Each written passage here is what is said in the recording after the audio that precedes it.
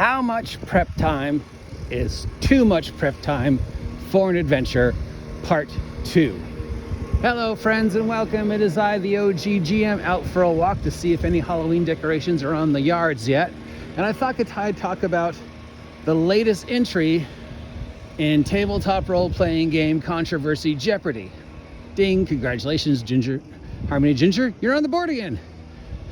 So today we're arguing and cage rattling over prep time. Too much, not enough, adventure plans versus adventure ideas. What do you do when things go sideways? It's the never-ending GM tip. And are you doing it wrong? And of course this all spirals down to the number one topic of all our conversations, which is somebody else telling you that you're playing their game wrong, as if there is a correct way to play make-believe. So this all, you got to follow a Venn diagram to figure out where this one came from. But this all comes from a urban legend letter that's floating around the Twitter regarding the story of a young female DM whose name may or not have been Willow, running for a group of players, and then one of the players told them that he didn't want her DMing for them a second time because she didn't live up to his expectations based upon the Mercer effect. So rather than saying, fuck you, Jeremy, there's 9 of us and 1 of you, they all said, well, I guess Jeremy knows what he's talking about, and kicked Willow to the curb. Willow decided, oh, I'm never gonna run again. I just want to write my own book and never... And they said, oh, we're sorry, Willow, come back. Jeremy's an asshole, but too late. Now, while there are shards of this that sound frighteningly familiar to all of us who have had to deal with the Mercer effect, the actual story may or may not be true, but boy, Willow's getting a lot of free press and a lot of offers for stuff, considering it says specifically in the letter she's a made-up name, referencing somebody else.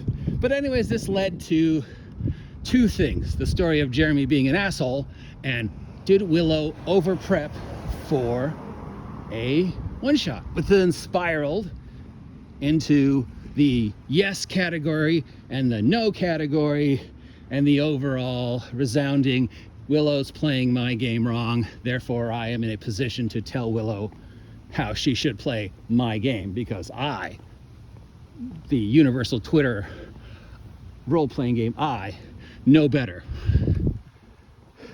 So now we're talking about prep time. Everybody's talking about prep time, which led to another person posting about how much prep time they put in to a one-shot, and it showed pictures of what they did and stuff. I'm not seeing any spookies, are you? Which spiraled, of course, again to, you're doing too much.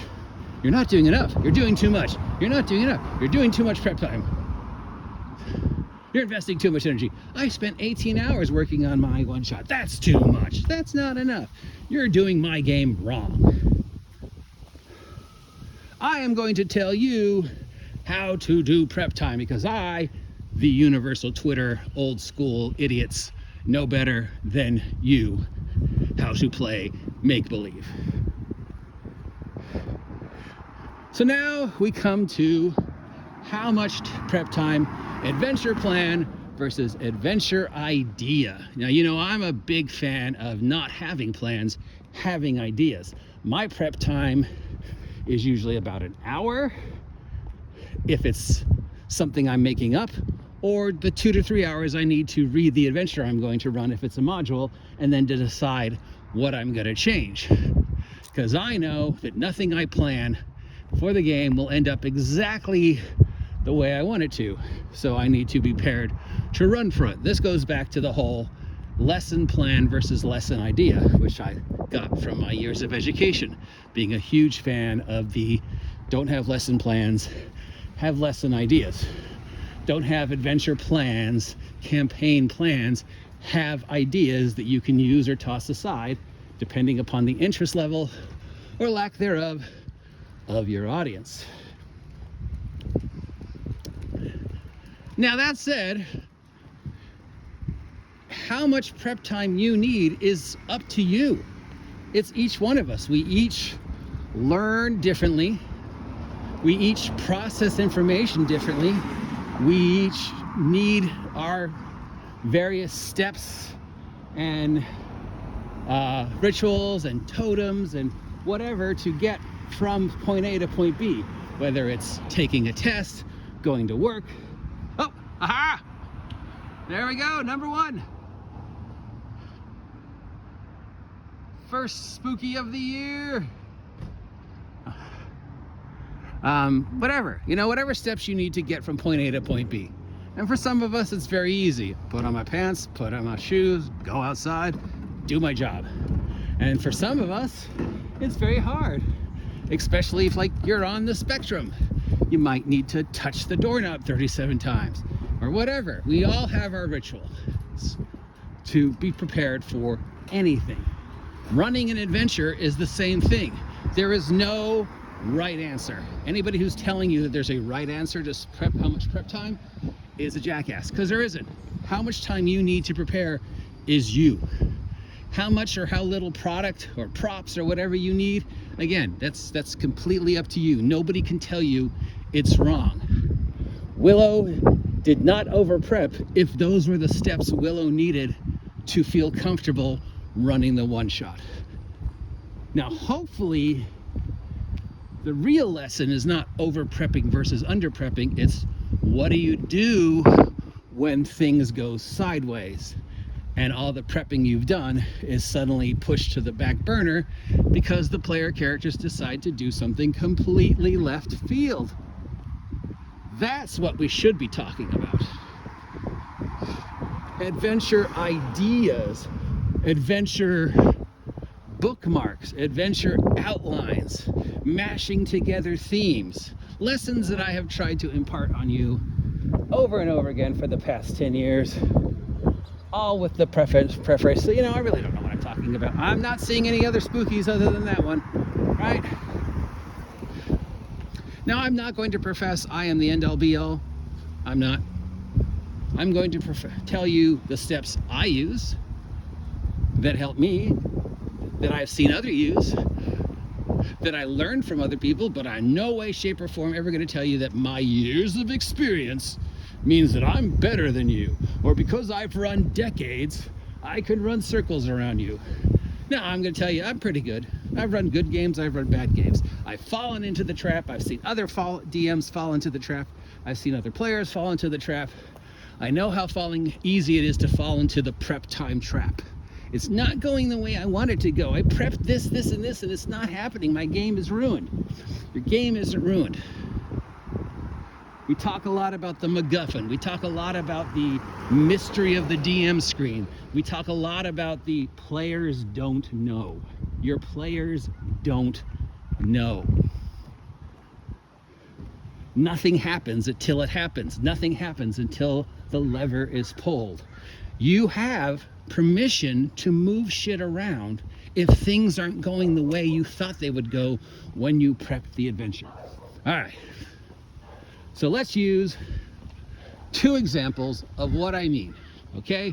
One from a real life experience that I had, and one from a game I was in. I think this is a dead end.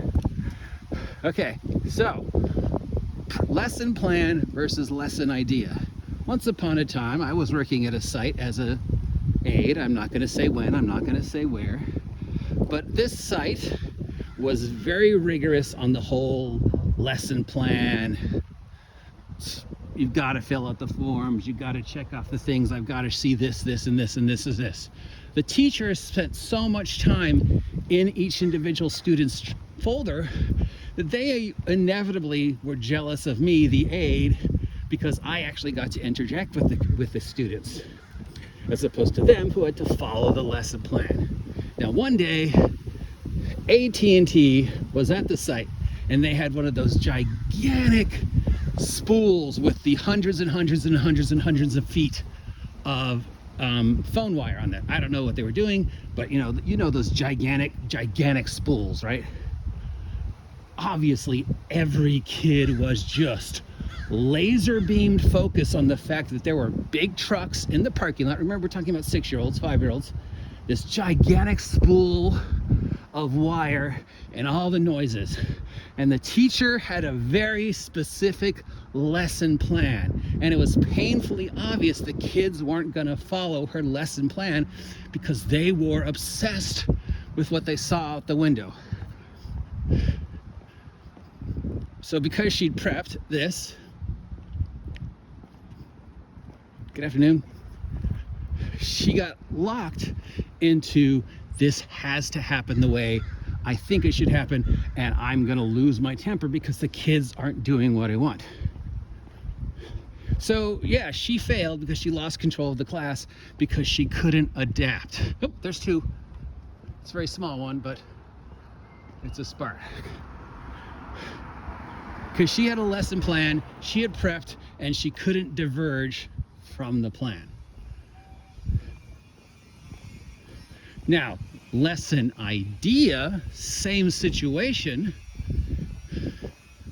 Change the plan to fit what the kids are invested in right now. So right now the kids are invested in trucks, construction, big spools of wire and telephones, and what's going on outside the window. How can I take the cornerstones of what I had planned and convert them to the idea that the kids want to talk about what's going on outside the window? Now let's apply that to game time, okay? Lesson time. Same thing. GM had over-prepped this adventure. Up to the point that when the player characters, myself included, took the adventure sideways, there it is again, and did something he was completely unprepared for, the beginnings of a breakdown started to appear. He wanted to just table flip. But, like me, this DM kind of thought the same way I did. He was a little bit, you know, fresher. He was a new DM, so he wasn't ingrained to any one specific style. So he decided instead of breaking down, he would run with the new storyline. He still was able to use the beats that he had planned, a gunfight, an escape, stealing a spaceship. He just reskinned them to fit what we had decided to do. Instead of killing the bad guys, we decided to team up with the bad guys, which totally messed up his adventure, but he ran with it, and that led to a series of brand new things. So he was just able to reskin what he already had plotted out and then run with what we were interested in to ad-lib more stuff. And I think that's just, from my personal experience, the best. You are guaranteed to have at least one, if not all your group, not do what you want to do. To go against the prepped adventure. And you will find 9 out of 10 times that the more you try and force them back on the prepped plan, the more they will resist, because we as humans and we as gamers don't like being told what we can't do, don't like being told no, and don't like being told we have to go a specific direction. We want complete control, or as much control as we can have, when we're playing Goblins with Sticks. So rather than telling me you have absolutely no chance of changing the outcome of this encounter, no matter what you do, I would say, well, it is highly unlikely, but let's see what you're gonna do, and then I'll run with it. Maybe things will end up the same way. Maybe you'll do something so out of left field that you will change the outcome. I don't know. Let's see what's gonna happen. I know what I have planned, but plans can change. Prep can change. So Willow, you did nothing wrong for over prepping if that's what you need to do to get where you need to be. There is no right answer. You can prep as much or as little as you can. You could run shit off the top of your head or have an epic folder detailing each individual second of the game that you have planned. None of them are wrong, my friend. because it works for you. And if it works for you and it works for your players, great, you're doing it right. Anybody who says otherwise is lying. It's me talking on the phone. I think I'm exciting her or something. So yeah, just run with it. Just do what you need to do. Again, the problem with lesson planning, lesson prepping, adventure prepping is you forget to give yourself permission to wing it. The trap of getting so locked in the 18 hours of prep that you can't see past them to realize, okay, I had this encounter planned. I can still use this encounter. All I have to do is change a few names, reskin it to fit what they want to do, to fit where they're going, to fit what's showing their interest. That way, my 18 hours of prep isn't rested, but I'm making them feel as if they're an integral part of the adventure. And we'll see where things go, right? We'll see where things go. Is Yappy Dog gone? Yes, gone. I don't know what you're gonna do. You can just watch the live play I do every other week and how many of the prepped encounters they've totally ignored. I mean, they've totally ignored the whole thing about Magumbo talking about the gods falling. They've never questioned that. They totally ignored the subplot with Gemini, or where Timothy was taking the icon to go. They've ignored the who murdered Stefan. They've ignored the fact that most of the town's militia is gone to hunt down the orcs. They ignored the haunted tower. And I don't know if they're going to invest in the scripted encounters with the paladins at Fort Bell, or just keep going. I don't know what they have planned. I know what my outline says, but I'm not going to get upset if they don't follow up on Magumbo telling them about the gods falling. That's not interesting to them. So until they do show up interesting to them, or until I can mention it again, it's just floating around. It's something that could happen. I could just always reskin it and have another NPC bring it up if I think it's important. And if it doesn't look to me like it's important to them, which so far it doesn't, they've shown no interest in following up on that or figuring out how they got to my world or how they're going to get home. So unless they do, I can just put that aside and not worry about it, right? There's no wrong way to prep. You do whatever you need to do to feel good about prepping, and don't let anybody feel you otherwise. Willow, if she exists, should not have said, well, I'm never going to play again. She should have said, I'm going to find another group that appreciates me, and fuck you, because look how much of a great time they're having while you guys are stuck with Jeremy. I don't know. That's just what I think. Congratulations for getting another one on the board, a brand new controversy. But guys, let's face it, 80% of these controversies all spiral down to these jackasses who are telling you you're not playing their game the right way, right? We know one of them's gonna say you could absolutely play make-believe the wrong way. Blah, blah, blah, blah, blah, look at me. We know where there's going to be another one who's going to say, well, I can run rings around you because blah, blah, blah, blah, blah, blah. And we know we're going to have another one who's going to say, well, I've been playing since before the game actually existed. In fact, I went and taught back in time and taught Gary Gygax D&D. Blah, blah, blah, Bronstein, right? But what they're saying, what the legendary people were saying to Willow, and what the people are saying to this other guy who said he spent 18 hours prepping, is you're doing it wrong, kid. And I'm gonna tell you, no, you're not doing it wrong, kid. If you need 18 hours to prep, take 18 hours to prep. Just, again, remember, if you forget anything else I've said in these past 20 minutes, remember, don't get locked into the prep.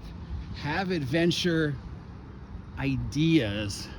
Don't have an adventure plan. Even if you're running a scripted module, give yourself permission to wing it. Give yourself permission to mash things together from other adventures. I do that all the time.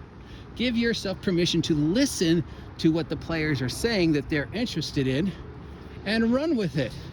See where their logic leaps are taking things. Because who knows, it might end up leading them to something amazing, or it might end up to leading them to their certain doom. You don't know. You can't predict what they're gonna do. So as long as you have these ideas floating around, you can move them back and forth, you can put them aside, you can bring them back, you can just reskin them. I mean, an orc is an orc is an orc. It's armor class hit points, right? You can just change its name. You've got all the prep, so you've done half the battle. The other half of the battle is just giving yourself the permission that, okay, sometimes you're gonna mess up. Sometimes you're not gonna have a great game. Sometimes it doesn't matter how many years of experience or how much prep you've done. Sometimes things just don't go the way you wanted them to go, and that's okay. That's okay if all your prep amounted to nothing, because they're still engaged. They're still telling you that they had a good time. They're still showing up week after week wanting to play the game. And even if it's not the game you originally had planned, they're still showing up. So take that excitement and run with it. Give yourself permission to have adventure ideas, kids. And don't let anybody tell you otherwise. It is a growing, expanding, ever-changing, ever-evolving hobby. There's no room for people telling you you're playing my game wrong. Or at least with that, that's what I think. What do I know? We know I'm an idiot with facile straw man arguments, right? So what do I know? Do what you're gonna do. Pay attention to me, ignore me. At the end of the day, I don't know, I don't care. I just want you to have a good time playing Goblins with Sticks. See ya!